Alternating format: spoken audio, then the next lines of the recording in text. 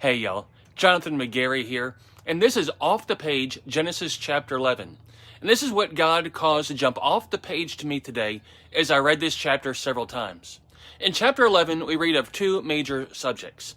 The first half of the chapter tells the story of Babel, a city where all the people gathered and decided to build a tower so tall that the top would reach into heaven. And the second half of the chapter retells the genealogy of Shem and leads to the birth of Abram, who later is renamed Abraham. What God caused to jump off the page to me today surrounded the story of Babel. Although the Bible does not tell us exactly how long it was between the flood and Babel, scholars tell us it was most likely not much more than 100 years. We know that Babel was a failure of mankind because that God himself put a stop to what was going on there.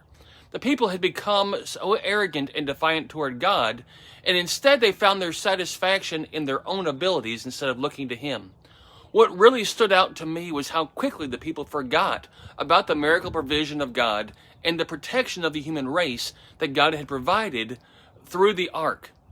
It took roughly 1,500 years from the creation of man before God became fed up with the wickedness of man and destroyed it with the flood. But in only 100 years' time after, man again had turned back to his godless ways. The fact that there is no mention of God at all in the thoughts of the people indicate just how far man had fallen in such a short time.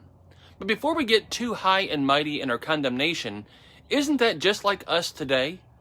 How quickly we forget about God when things are going well. How quickly we turn away from God and to our own strength when we are enjoying a period of success.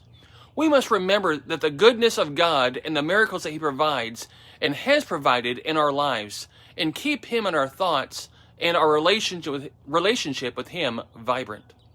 That way He won't feel compelled to come down and confound our efforts as He did with the people of the earth at Babel. So did you see what I saw? Did God show you something else, something new, or something different? Seek God by reading His Word.